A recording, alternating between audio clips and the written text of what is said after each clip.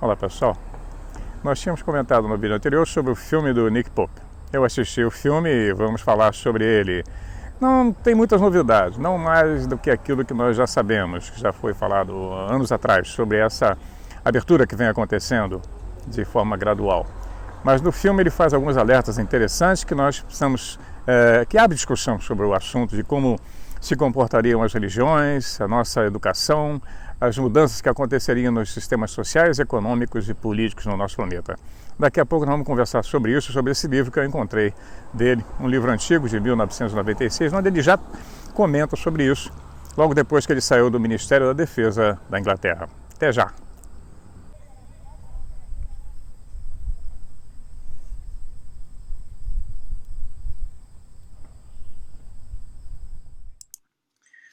Olá pessoal, tudo bem? Pois é, vamos começar a falar sobre o livro do Nick Pope, essa figura tão emblemática dentro do mundo da ufologia, que está indo ao Brasil agora para um fórum patrocinado pela revista UFO, em novembro, se não me engano. Mas é uma figura importante, ele trabalhou para o governo da Inglaterra durante muito tempo e é uma pessoa que está profundamente envolvida com a discussão sobre ufologia. Ele publicou um livro há muitos anos atrás, chamado Céus Abertos e Mentes Fechadas, que estou mostrando a foto para vocês aí no final do vídeo. Eu resolvi botar as fotos no final do vídeo para não haver confusão. Toda vez que eu tento inserir no meio da conversa, eu me confundo todo e acaba as pessoas não encontrando as fotos. Então eu vou colocar as fotos lá no final do vídeo com a legenda explicando cada uma delas, né? Então o Nick Pope foi um camarada que pela primeira vez, um funcionário de um governo, dessa vez da Inglaterra, falou abertamente sobre o fenômeno OVNI. Nick Pope trabalhou para o Ministério da Defesa da Inglaterra como um alto executivo, ocupando um posto que seria o equivalente ao de major, né, no Exército Britânico. Ele trabalhou no Ministério da Defesa por 11 anos e depois de 1991 até 1994, ele foi designado para um departamento chamado 2A, que era mais conhecido como o Departamento dos UFOs. O seu trabalho era investigar todos os relatos de avistamentos e fazer uma avaliação desses fenômenos quanto à sua ameaça à segurança nacional da Inglaterra, no caso. E foi aí que ele teve uma experiência que mudaria a sua vida para sempre. Nick Pope pôde pela primeira vez ter acesso a importantes informações e ir ao fundo da investigação dos famosos arquivos X do governo britânico. Agora, o mais importante é que ele também percebeu que essas informações sobre UFOs eram muito, mas muito mais bizarras e estranhas do que a nossa realidade. Era alguma coisa além da experiência humana e algo que ele achou potencialmente hostil. Pois é, a partir daí, ele passou de cético para um profundo defensor da causa UFO. Nesse livro, Céus Abertos e Mentes Fechadas, Pope encontrou e publicou argumentos convincentes que provam a existência dos UFOs e que alguma coisa deve ser feita, e urgente. Vários arquivos agora liberados pelo governo britânico foram mostrados nesse livro. No final, estou reproduzindo alguns deles para vocês. Nós já havíamos comentado sobre a abertura gradual nos vídeos passados. Isso tem acontecido. Nós estamos vendo momentos incríveis. E também sobre o Luiz Elizondo, que numa entrevista à Fox News falou sobre as novidades que viriam, né, depois daqueles vídeos famosos dos UFOs tic-tac. Em todas as páginas da mídia digital e na imprensa mundial, todo canto, nós vimos a notícia da confirmação pela Marinha dos Estados Unidos de que aqueles objetos são reais, aqueles filmes são reais. Isso foi o que melhor podia acontecer para todos nós. Nós estamos vivendo momentos incríveis, momentos históricos dentro de toda a história da nossa humanidade. Os caras estão admitindo que existe alguma coisa. Pela primeira vez. É oficial. Eles são reais. Então, eles estão aqui, né? E é claro que a Marinha não fala em ET ou UFO, ela classifica tudo isso como anomalia espacial. Da mesma forma como Nick Pope também comenta sobre essa mesma definição que é usada pelo governo britânico. Ninguém quer se comprometer. Ninguém. É claro, ainda não é tempo. E ele lançou agora um filme, tem o mais novo filme dele, que eu falei com vocês no vídeo passado, né? O Indistinguível da Magia, no mais diferente da magia. Nick Pope coloca de uma forma bem clara tudo o que ele pesquisou durante todos esses anos. E o filme é um pouco pessimista, né?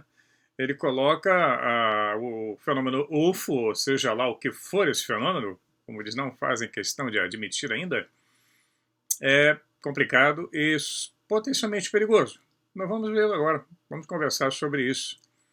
Um outro camarada que também participa dessa mesma equipe que vem divulgando os vídeos, que vem trabalhando incessantemente, forçando o governo, e na verdade não estão forçando nada, eles são membros do governo que estão sendo pagos para isso, estão trabalhando para essa turma que está patrocinando a abertura, que é Tom DeLonge, né, Luiz Elizondo, a turma toda, não podemos afirmar, mas todas as evidências levam a crer que eles são membros do governo.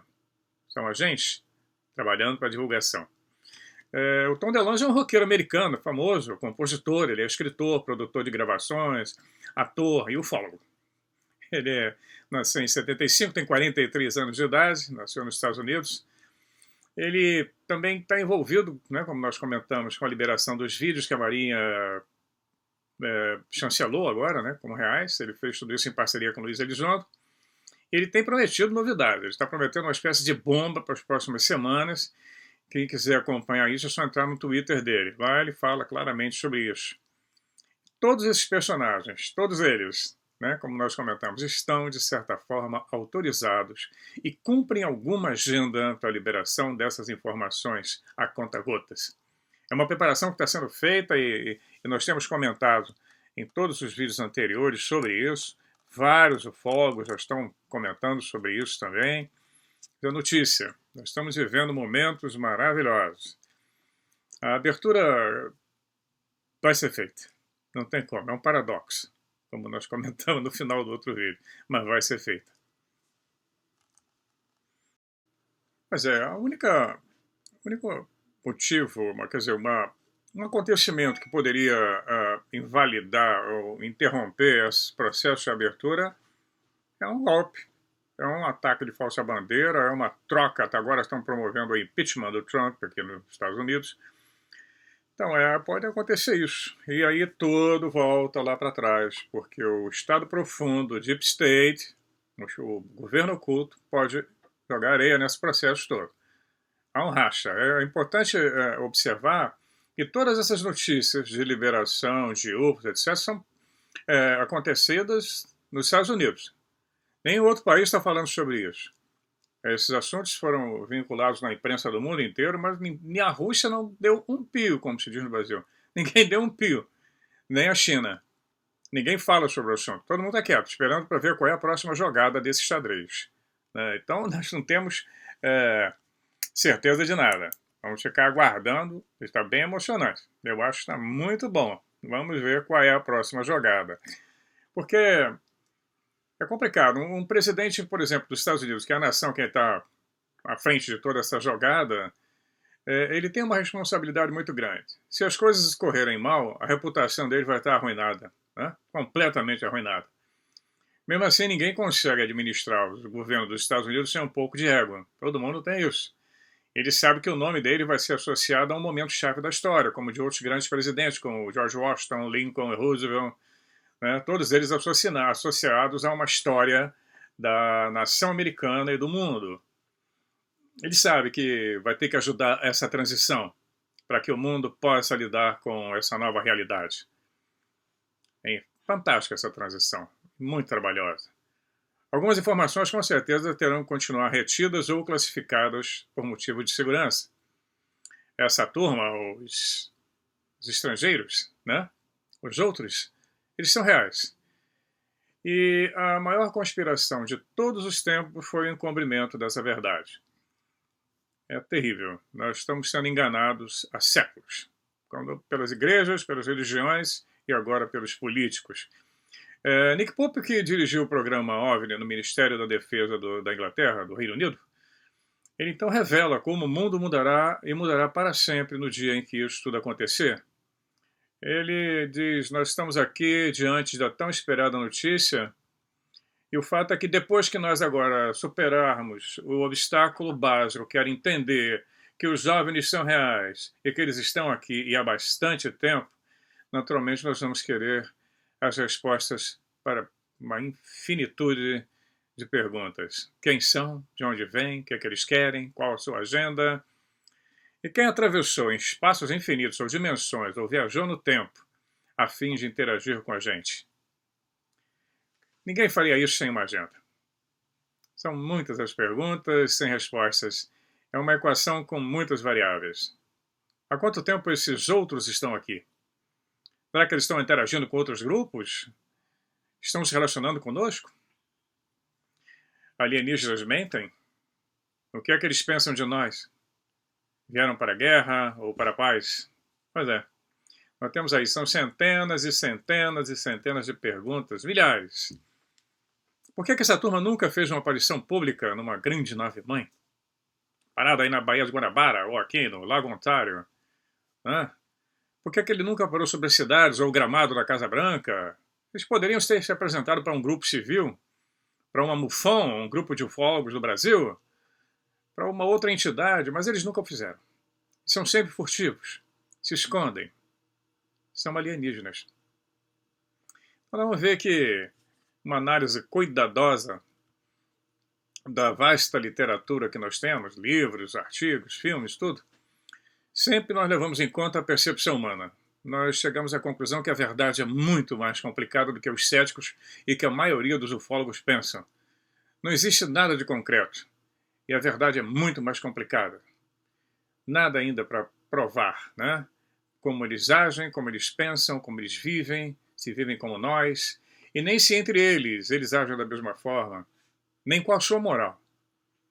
Mesmo com uma enorme quantidade de relatos mostrando a diversidade entre eles. Daí a complexidade de uma abertura e de um contato direto. É um choque desastroso. A antropologia, nós já comentamos sobre isso, já mostrou que um choque de uma sociedade altamente evoluída com uma outra primitiva, a primitiva vai dançar. Então, os famosos, ou os infames greys, né, o pequeno magrelo e cabeçudo, com grandes olhos negros, são os mais populares. Tanto nas abduções como nos contatos. E sempre assustadores. Eles parecem uma espécie de robô orgânico, nunca sorriem, não mostram suas emoções de espécie alguma.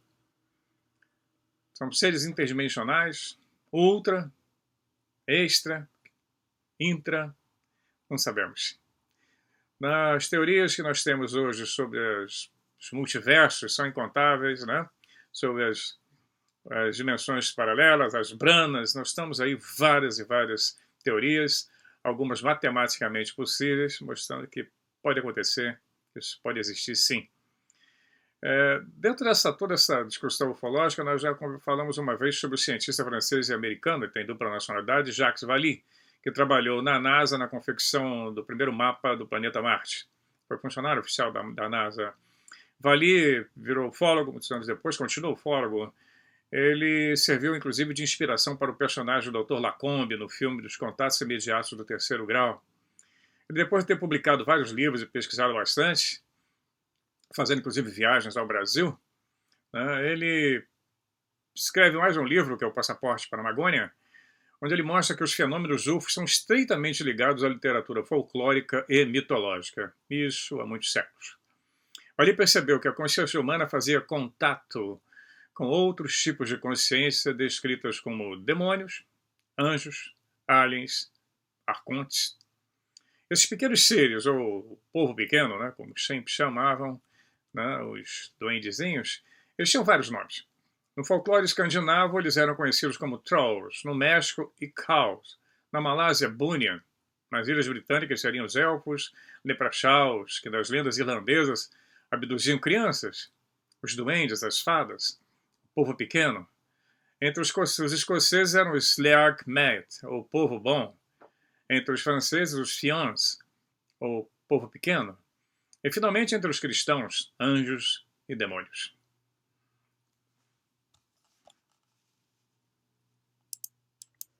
Pois é, esse grupo sempre formando, né, se dividindo entre um grupo do bem e o outro do mal.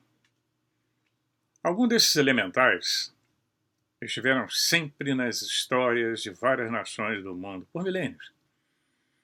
O Jacques Vallée, como outros pesquisadores, acham que os antigos livros sobre o assunto deveriam ser melhor estudados. Eu também, eu acho também.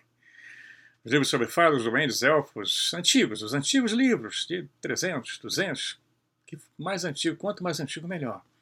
Eles dariam uma visão melhor do que seriam esses seres ou essas entidades.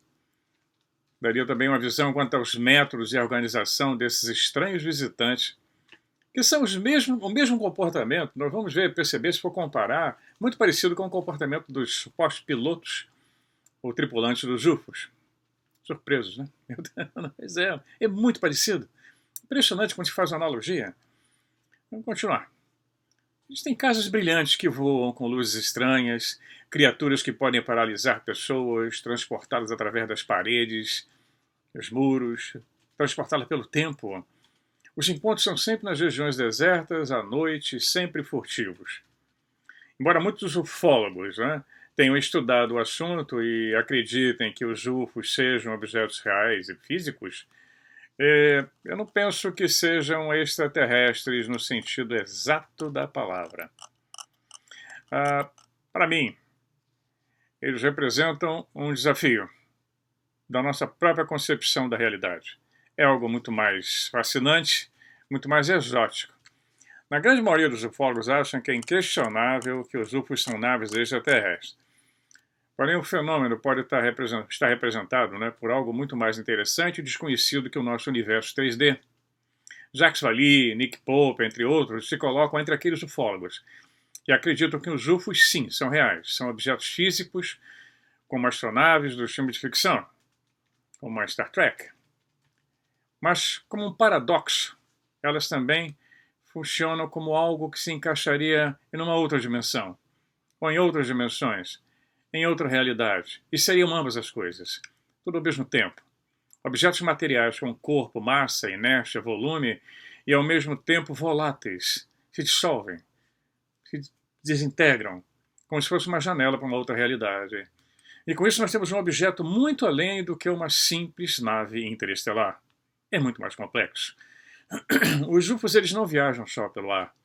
Eles violam todas as leis do movimento, da física, como nós conhecemos, da nossa física. Eles se materializam, se desmaterializam em segundos, mudam de velocidade numa rapidez incrível, ângulos incríveis, curvas de 90 graus, podem aparecer ou não na tela de radar. Seus ocupantes teriam sido os deuses do passado. Eles foram os deuses do passado e poderão voltar a ser os deuses salvadores do futuro. Daqui a pouco. Tem um ufólogo alemão chamado Johannes Feuerbach, já falecido, um brilhante pensador também, ele faleceu já há alguns anos. Ele desenvolveu uma tese do que ele procura esclarecer esses casos do comportamento dos UFOs e dos ocupantes dos UFOs, das aparições, com uma tese sobre o mimetismo. O mimetismo é aquele comportamento que alguns sapos, alguns lagartos, alguns insetos têm de adotar a cor do ambiente e se adaptar ao ambiente, de mudar alguns peixes também, borboletas, etc. Então, por mimetismo, ele compreende-se os círculos científicos, dentro dos círculos científicos, a adaptação de animais e plantas ao seu meio ambiente. Eles ficam disfarçados ali. O mimetismo também é uma espécie de traje de proteção ou de camuflagem. Como eu falei, borboleta, gafanhoto, camaleão, todos eles se adaptam perfeitamente ao seu meio e ao meio de modo que os seus inimigos não conseguem reconhecê-los. Eles assumem formas e cores que os tornam quase invisíveis. A natureza está repleta desse mimetismo e, com base nesse fato, o Dr. Feuerbach se perguntava se o mimetismo também poderia ter sido utilizado ou vem sendo utilizado por extraterrestres.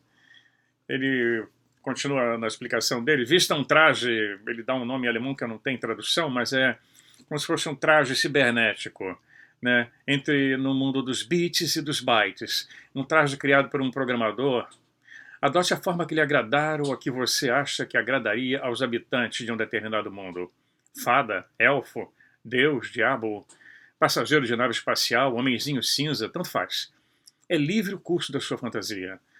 Ou utilize as vestes dos seus companheiros do mundo vertical instalada de acordo com o programa que você está seguindo. As figuras virtuais que você vai encontrar, né, as figuras que você vai encontrar nesses mundos que você pretende ir, vão acreditar que vocês são seres superiores e se apresentam como os voadores, etc.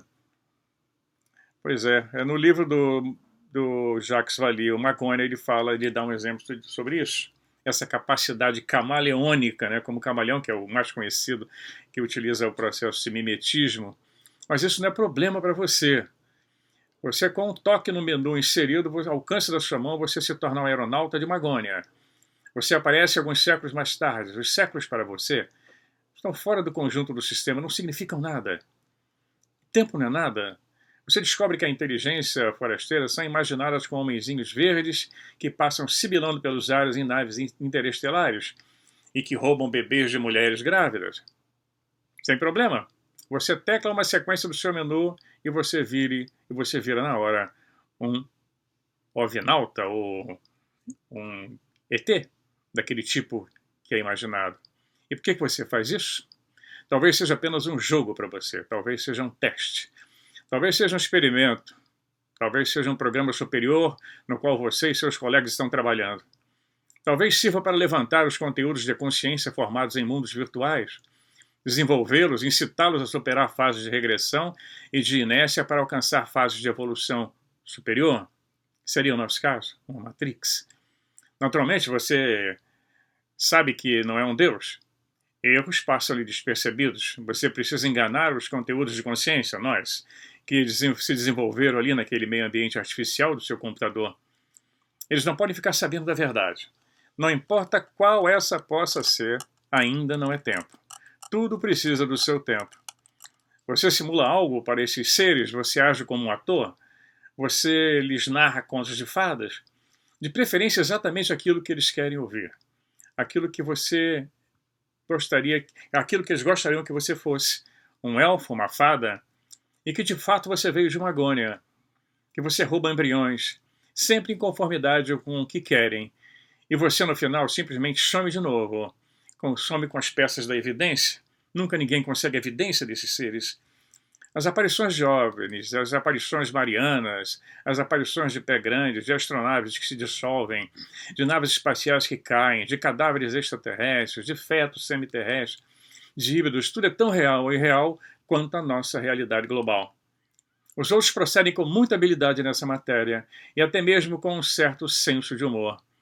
Eles se encontram com nossos antepassados que os consideraram deuses, não somente como entes de luz, mas como astronautas mesmo. Eles utilizam naves espaciais que hoje podem ser construídas. Eles transformam templos em bases terrestres, cuja utilidade só pode ser reconhecida agora. Eles deixam para trás aparelhos técnicos e alguns artefatos que precedem a sua jornada aventurosa através da história e mandam construir edificações que se revelam portadoras de informações imutáveis no tempo, como as pirâmides. E para que tudo isso? Bom, Feuerbach diz: devemos começar a nos colocar em questão, bem como a nossa origem e a nossa concepção do mundo. É a mudança do ponto de vista que leva às novas perspectivas e conhecimentos. Essa tese seria capaz de esclarecer por que um anjo chamado Moroni teria aparecido a Joseph Smith, o fundador da religião dos Mormons, editado o Livro dos Mormons. As mensagens recebidas por diversos fundadores de religiões teriam sua origem no mundo sobrenatural? Seriam os anões que alguns viajantes solitários dizem ter encontrado nas montanhas os mesmos que os Destiny, ou os espíritos nos quais a literatura árabe está repleta? Seriam as aparições nada mais do que manifestações causadas por uma tecnologia forasteira extremamente superior à nossa? Quem argumentar que por trás disso tudo está o bom Deus, a onipotência divina de Deus, possui uma concepção totalmente diferente da maioria desses pensadores, como a minha. Se as muitas religiões, como todos sabem, vivem se engalfinhando porque querem sempre ter a razão, se fossem inspiradas pelo Espírito de Deus, então tal Espírito estaria fazendo um jogo caprichoso e, acima de tudo, um jogo sujo, levando em consideração que milhões de pessoas perderam a vida e centenas de milhares foram torturadas até agora em nome dessa suposta razão. Os ilustres teólogos cristãos, por exemplo, que se colocaram contra a postura de um pseudo-deus foram todos expurgados, sem exceção, e mortos em nome da religião. E no mundo islâmico, então, nem sequer é possível se atrever a fazer alguma pergunta crítica. Pois é, vamos continuar com esse papo. Essa aí foi a definição desse alemão do que poderia ser esse fenômeno, UFO, e os seus ocupantes. No próximo vídeo nós vamos continuar a falar um pouco disso e vamos voltar a falar, enquanto não surgem novidades da área lá do Tom DeLonge, da Nick Pope, né? Nós vamos ver o que eles vão falar agora em dezembro aí no Brasil, ou se aparece alguma novidade por aqui. Enquanto isso, vamos continuar a falar sobre isso, sobre essa influência que eles exerceram nas civilizações antigas, como na Suméria, no Egito. Vamos voltar a falar sobre os deuses da guerra, aqueles que uma vez lutaram ao lado dos homens e depois que eles foram embora prometendo voltar, os homens passaram a lutar por causa deles. Até já!